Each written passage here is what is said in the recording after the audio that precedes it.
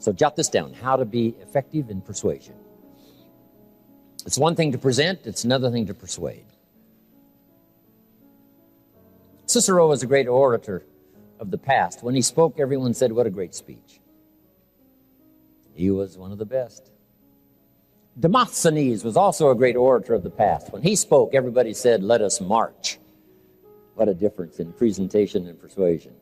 So to become a good persuader, here's what you've got to learn to do. Jot these notes down now. Here's number one. Become a good storyteller.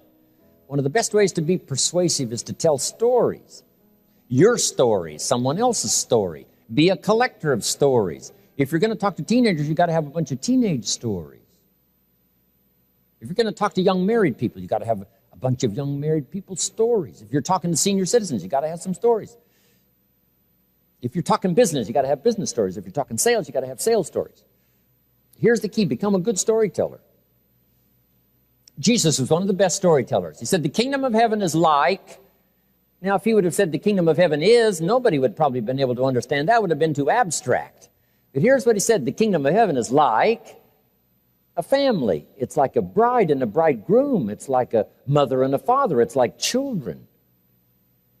Wow. See, we can understand that. We can relate to that. Not tell us what it is, but tell us what it's like. See, that is so effective, what it's like. It's like this, and it's like this, and it's like a mother, and it's like a father, and it's like the children. Wow, we get it. Become a good storyteller. Here's another key in persuasion. Be sure you deal in accurate facts. If you want to be an ultimate persuader, you do not deal in exaggeration. Never. It erodes self-confidence, number one. It erodes reputation, number two. It erodes your effectiveness, number three. Exaggeration is usually the childish attempt to make up for lack of self-worth. If you have plenty of self-worth and self-confidence, you don't need to inflate the numbers. You don't need to exaggerate. Not necessary. Someone says, well, I'll throw any numbers around to get the job done. You don't want that reputation. Number two, you don't want that feeling. Here's what the prophet said. Some things that taste like honey in the mouth later turns bitter in the belly. Sweet in the mouth, but later bitter in the belly. So exaggeration, unnecessary to people who have high self-confidence, self-worth. Next, if you're giving facts, someone's life may be at stake. Make sure they're correct. If you're giving testimony in a trial, if they catch you in one lie, guess what they do with the rest of your testimony? They throw it all away. How can we trust you? You say, well, this is the only time I lied. Hey, how can we trust that?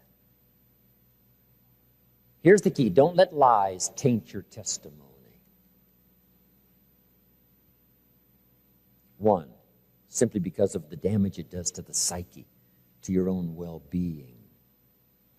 You may not harm someone else, particularly with lies and exaggeration, but the greatest harm will come to yourself.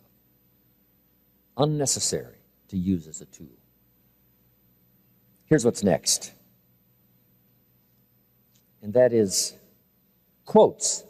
One of the best ways to be effective is to borrow. What if someone else has said it well, why not borrow it?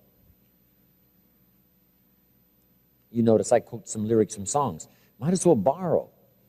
William Bailey, I love to borrow from him because he said so many things and he said them so well. I borrow.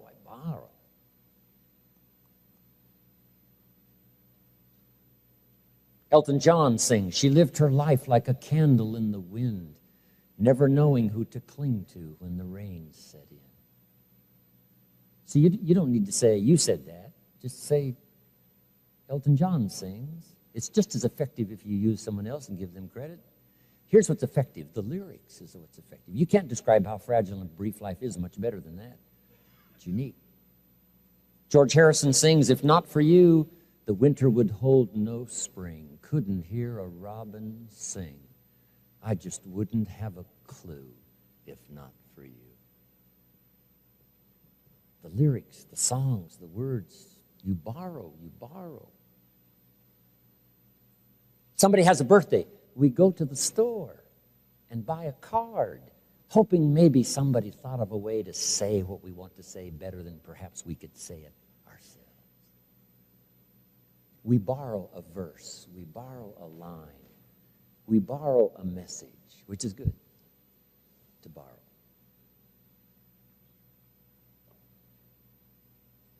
But here's the key. Don't always borrow. See if you can't put it in words. Say it. When my wife Judy and I parted ways, I wrote a little note. I said, "Dear Judy, as often as the night comes, so does my sadness. As constant as the day arrives, so is my love for you. I wish for you and I wish the best for you, and I understand that dilemma. The mixture of both love and sadness startles me. My life is here where you touched me. If ever you should call, I will be there to be touched again." It wasn't very long, but I tried to express in a few words what I was feeling at the moment. So if you got that message now, borrow, but don't always borrow. See if you can't send a note to a child, a note to someone, a letter at the right time. It might serve as something they'll keep forever. Put in your words. It doesn't have to be a sermon. It doesn't have to be a lengthy document. Just something that expresses from you yourself. Okay. Now to finish up, here's the rest of learning how to persuade. Next is straight talk. Tell it like it is. There's an ancient phrase that says, "The truth will set you free." There's nothing better than the truth. The best affirmation in the world is the truth. If you're broke, best thing to affirm is, "I am broke." Put that up on the refrigerator where you can see it every day. It'll drive you to the library, get a card, start your process of information. And if that doesn't work, put this up there: "I'm 40 and broke."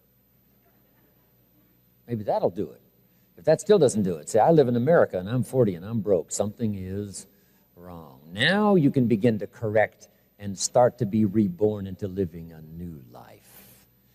Jot this down. The truth sets you free.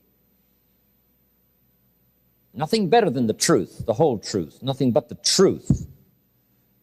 Because the truth is both sides. Truth is we can become victims of our choices, but the truth also is you can turn it around overnight. That's also the truth. Truth is we don't have good health because we've made poor choices on diet and whatever. But the truth is you can start a new plan immediately, today, and never be the same again as far as health is concerned. And you can be marching on the road to good health starting today, having left the old way behind. That's also the truth. The truth is you will be a victim if you don't make wise choices. That is the truth. And the truth is we do sit in the mess we've created because of things that have happened and we weren't clear about it and we let it all slide. That is the truth. There's nothing wrong with admitting that, because the truth also is you can change all of that starting today. You can have a new accelerated education starting today by picking up the next book and say, "I'm going to develop a library second to none." My mama taught an apple a day. Say, "By gosh, Jim Rohn's right. Munching your first apple, you say, I'm going to be healthy for the rest of my life." And you can say that from the very first apple. But anything short of that becomes delusion. Affirmation without discipline is the beginning of delusion. But the truth is, you can turn it around. The truth is, you can conquer anything. The truth is, you can come from nowhere and go somewhere. The truth is, you can come from nothing and become something. The truth is, you can take pennies and turn it into fortune. The truth is, you can be in command for the rest of your life. The truth is, you can have an influence that'll never quit. The truth is, you can have language that'll win in every situation. You can do it. That's the truth. So the key is to speak the whole truth. The difficulty caused by poor decisions, but the promise of the future by turning around and creating a new life starting today. That's also the truth. So jot this down. The truth helps us to correct old errors in judgment and set up new easy disciplines. The truth helps us to correct old errors. If you don't speak the truth, how can you correct old errors?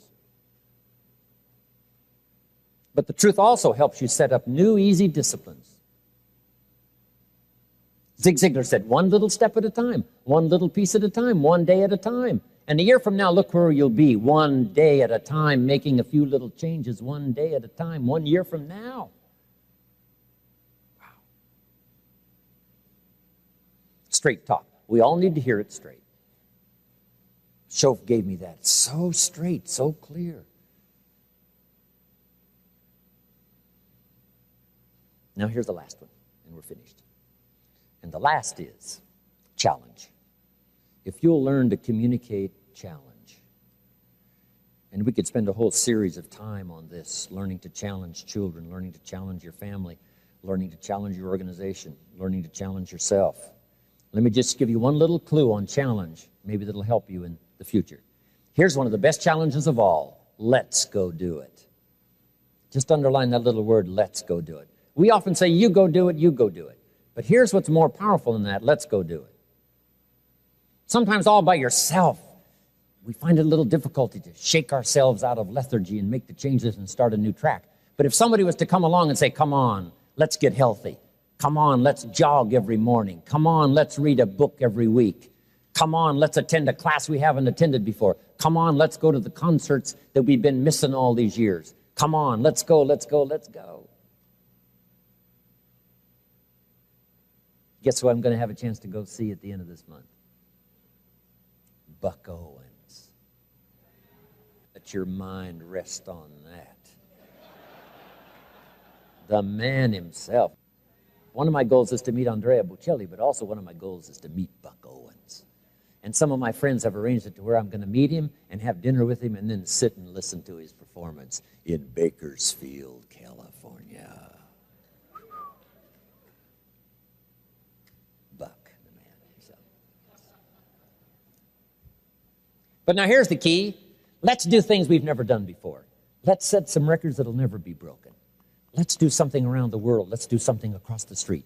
Let's cover the state. Let's. That is so powerful. Let me give you now the Bible phrase that goes with it. Here's what it says. If 2 or 3 agree on a common purpose, nothing is impossible. Just let your mind rest on that one. If 2 or 3 agree on a common purpose, nothing's impossible.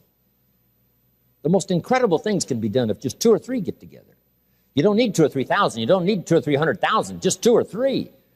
Old Testament says one can become so skillful and powerful they can defeat 1,000.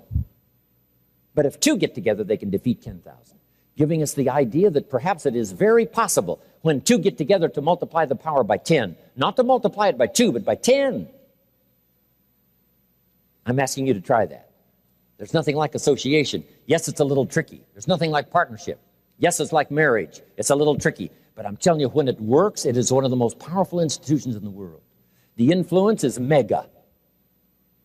And when 2 or 3 agree on a common purpose, the powerful opportunity to create incredible abundance and productivity is mega. And we reserve the word mega for those that have learned to combine to do extraordinary things. Let's go do it. So I want to say to all of you, let's become more powerful than we ever have in the past. Let's learn to solve every problem that comes our way. Let us speak with clear thoughts and clear ideas and do things we've never done before. You and I can do it together. Okay, 20 minutes. Let's be back for the teenage session. Thank you very much.